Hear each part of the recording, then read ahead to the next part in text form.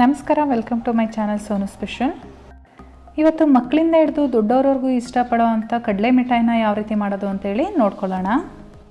ವಿಡಿಯೋನ ಶುರು ಮಾಡೋದಕ್ಕಿಂತ ಮುಂಚೆ ನೀವಿನ್ನೂ ನನ್ನ ಚಾನಲ್ನ ಸಬ್ಸ್ಕ್ರೈಬ್ ಮಾಡ್ಕೊಂಡಿಲ್ಲ ಅಂದರೆ ಇದೇ ಮೊದಲನೇ ಬಾರಿ ನನ್ನ ಚಾನಲ್ಗೆ ವಿಸಿಟ್ ಮಾಡಿದರೆ ನೀವು ನೋಡ್ತಾ ಇರೋ ವಿಡಿಯೋ ಕೆಳಗಡೆ ಸಬ್ಸ್ಕ್ರೈಬ್ ಅಂತ ಇರುತ್ತೆ, ಆ ಬಟನ್ ಮೇಲೆ ಕ್ಲಿಕ್ ಮಾಡಿ.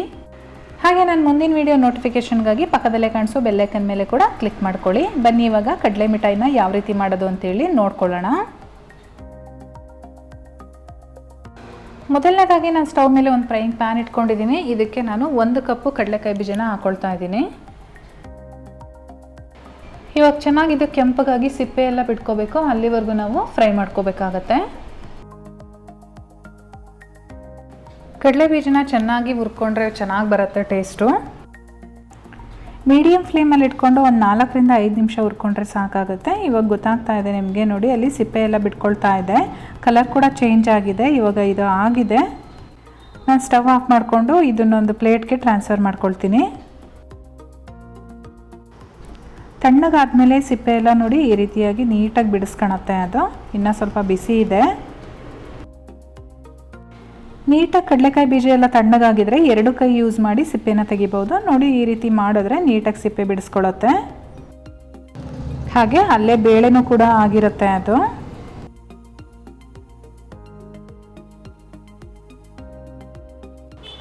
ಸಿಪ್ಪೆ ಎಲ್ಲ ತೆಗೆದಾದ್ಮೇಲೆ ಈ ರೀತಿ ಒಂದು ಲೋಟ ತಗೊಂಡು ಈಗ ಮಾಡಿದ್ರೆ ಇನ್ನೂ ಬೇಳೆಗಳು ಆಗಿರಲ್ವಲ್ಲ, ಅದು ಓಪನ್ ಆಗುತ್ತೆ. ಈ ರೀತಿ ಬೇಳೆಗಳಾಗುತ್ತೆ.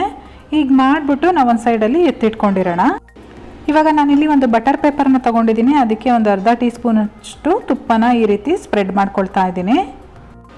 ನೀವು ಒಂದು ಮಣೆ ಮೇಲೋ ಅಥವಾ ತಟ್ಟೆಲೋ ಹಾಕ್ಕೊಂಡು ಮಾಡ್ಬೋದು, ಬಟ್ ಈ ರೀತಿ ಬಟರ್ ಪೇಪರ್ ಯೂಸ್ ಮಾಡೋದ್ರಿಂದ ತೆಗಿಯೋಕ್ಕೆ ತುಂಬ ಸುಲಭವಾಗಿ ಬರುತ್ತೆ. ಆ ಪೀಸಸ್ ಎಲ್ಲೋ ಕಟ್ಟಾಗಲ್ಲ ಅನ್ನೋ ಕಾರಣಕ್ಕೆ ನಾನು ಬಟರ್ ಪೇಪರ್ ಯೂಸ್ ಮಾಡ್ತಾ ಇದ್ದೀನಿ. ನೀವು ಬಟರ್ ಪೇಪರ್ ಇಲ್ಲ ಅಂತ ಅಂದರೆ ಮಾಮೂಲಿ ನಾರ್ಮಲಾಗಿ ತಟ್ಟೆ ಏನಾದರೂ ಯೂಸ್ ಮಾಡ್ಬೋದು. ಇವಾಗ ನಾನು ಸ್ಟವ್ ಮೇಲೆ ಒಂದು ಪಾತ್ರೆ ಇಟ್ಕೊಂಡಿದ್ದೀನಿ. ನಾನು 1 ಕಪ್ಪು ಕಡಲೆಕಾಯಿ ಬೀಜಗೆ 1 ಕಪ್ಪು ಬೆಲ್ಲನ ತೊಗೊಂಡಿದ್ದೀನಿ. ಇದು ಹಚ್ಚ ಬೆಲ್ಲ ಆಗಿರೋದ್ರಿಂದ ನಾನು ಸ್ವಲ್ಪ ಕರಗಿಸ್ಬಿಟ್ಟು ಶೋಧಿಸ್ಕೊಳ್ತೀನಿ.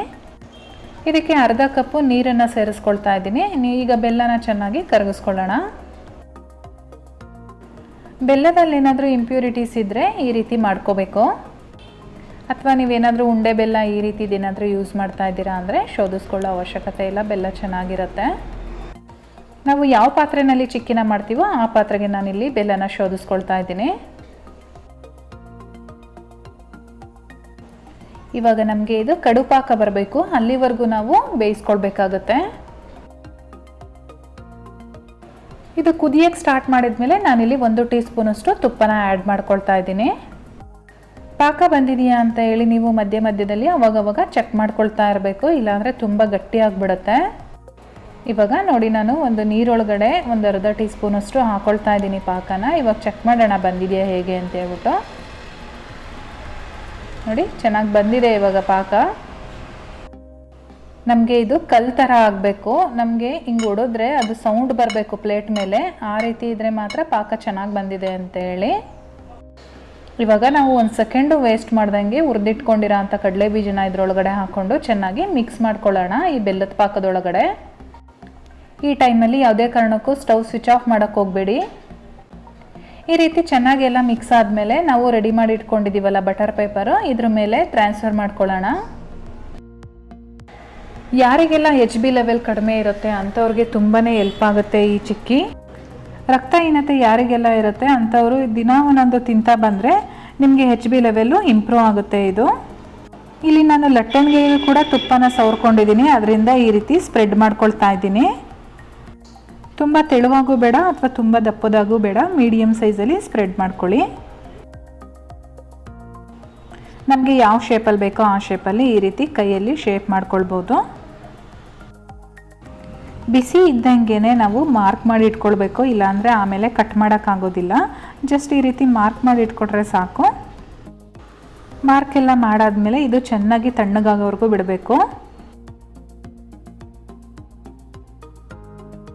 ಇವಾಗ ನೋಡಿ, ನಾನು ಚೆನ್ನಾಗಿ ತಣ್ಣಗಾದ್ಮೇಲೆ ತೆಗಿತಾ ಇದ್ದೀನಿ. ಎಷ್ಟು ಚೆನ್ನಾಗಿ ಬಂದಿದೆ ಅಂತೇಳಿ ತೋರಿಸ್ತಾ ಇದ್ದೀನಿ ನಿಮಗೆ. ನಾವು ಮಾರ್ಕ್ ಮಾಡಿ ಇಟ್ಕೊಂಡಿರೋದ್ರಿಂದ ನೋಡಿ ಕಟ್ ಮಾಡೋದಕ್ಕೆ ಪೀಸಸ್ ಎಷ್ಟು ಚೆನ್ನಾಗಿ ಬರ್ತಾ ಇದೆ ಅಂತೇಳಿ. ನಿಮಗೆಲ್ಲ ಇಷ್ಟ ಆಗಿದೆ ಅಂತ ತಿಳ್ಕೊತೀನಿ. ಇಷ್ಟ ಆಗಿದರೆ ದಯವಿಟ್ಟು ಒಂದು ಲೈಕ್ ಕೊಡಿ. ಹಾಗೆ ಇನ್ನು ತುಂಬ ಇಷ್ಟ ಆಗಿದರೆ ನಿಮ್ಮ ಫ್ಯಾಮಿಲಿ ಮತ್ತು ಫ್ರೆಂಡ್ಸ್ ಜೊತೆ ಶೇರ್ ಮಾಡ್ಕೊಳ್ಳಿ. ಇನ್ನು ನನ್ನ ಚಾನಲ್ನ ಸಬ್ಸ್ಕ್ರೈಬ್ ಮಾಡ್ಕೊಂಡಿಲ್ಲ ಅಂದರೆ ಈ ಕೂಡಲೇ ಸಬ್ಸ್ಕ್ರೈಬ್ ಮಾಡ್ಕೊಳ್ಳಿ. ನಾನು ಮತ್ತೆ ನಿಮಗೆ ಸಿಗ್ತೀನಿ ಇನ್ನೊಂದು ಈಸಿ ರೆಸಿಪಿಯೊಂದಿಗೆ. ಅಲ್ಲಿವರೆಗೂ bye bye, take care, thank you for watching.